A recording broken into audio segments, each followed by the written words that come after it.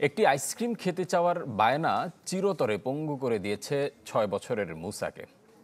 জুলাই আন্দোলনের সময় মুসাকে আইসক্রিম কিনে দিতে বাসা থেকে নিচে নেমে নাতিসহ মাথায় গুলিবিদ্ধ হন দাদি। পরের দিন মারা যান মুসার দাদি। এমন নির্মম ঘটনার বর্ণনা দিয়ে মুসার বাবা মুস্তাফিজ ট্রাইব্যুনালে সাক্ষ্য দেন। এদিকে শেখ হাসিনার মামলায় তার খালাস পাওয়া নিয়ে বক্তব্য ভুলভাবে উপস্থাপন করা হয়েছে বলে মন্তব্য করেছেন স্টেট ডিফেন্স। বলেছেন, বিচারের স্বচ্ছতা নিয়ে কোনো প্রশ্ন নেই।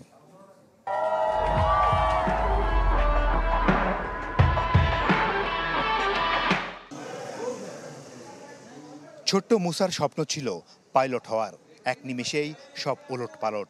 2024 সালের 19 জুলাই ঘাতকের বুলেট এসে লাগে মুসার মাথায়। এক পাশ দিয়ে ঢুকে আরেক পাশ দিয়ে বের হয়ে যায়। সেই গুলি পরে গিয়ে লাগে মুসার দাদির পেটে। মারা যায় তার দাদি। ঢাকার 2 হাসপাতাল ঘুরে মুসার চিকিৎসা হয় সিঙ্গাপুরে। বর্তমানে সিএমএইচে ভর্তি। সেখান থেকেই বাবার সঙ্গে ট্রাইব্যুনালে আসেন মুসা। আমার ছেলে ইংলিশ ভার্সনে পড়তো, পড়াশোনা করতো, ক্লাসে ফার্স্ট ছিল। এই ছেলের খুব স্বপ্ন ছিল প্লেন চালাবে, কিন্তু স্বপ্ন বড় হয় আর সত্যি হবে। সোমবার বাবা যখন সাক্ষ্য দিচ্ছিলেন, মুসা তখন এজলাসে বেঞ্চে শুয়েছিল নিথর হয়ে। বিচারকরা খোঁজ খবর নেন মুসার শারীরিক অবস্থার। মুসার উন্নত চিকিৎসা আর ঘাতকদের দৃষ্টান্তমূলক শাস্তি চান তার বাবা। যারা আমার মাকে হত্যা করেছে এবং আমার ছেলের এই অসুস্থতার জন্য যারা দায়ী, তাদের কঠোর একটি শাস্তি হোক, সেটাই আমি আদালতের কাছে চেয়েছি।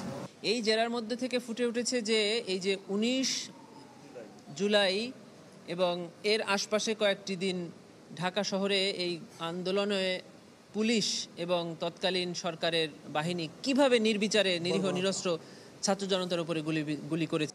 এদিকে শেখ হাসিনার খালাস পাওয়া নিয়ে বক্তব্য ভুলভাবে উপস্থাপন করা হয়েছে বলে দাবি ট্রাইব্যুনাল নিযুক্ত আইনজীবীর। এক শ্রেণীর অসাধু ইউটিউবাররা বিভিন্নভাবে বিকৃত করেছে, যেটার জন্য আমি তাদের প্রতি নিন্দা জানাই। এরকম করা যারা করেছেন তারা ঠিক করেন নাই। শেখ হাসিনার স্টেট ডিফেন্স বলেন, বিচারের মান ও স্বচ্ছতা নিয়ে কোনো প্রশ্ন নেই।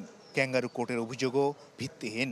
কোনো পক্ষে আমাকে কোনোভাবে প্রেশার ক্রিয়েট করে নাই, কেউ বলে নাই যে এটা বলবেন না, এটা করবেন না, এইভাবে কখনোই কেউ কিছু করে নাই। অতএব আমি মনে করি না যে এই কোর্ট কোনো ক্যাঙ্গারু।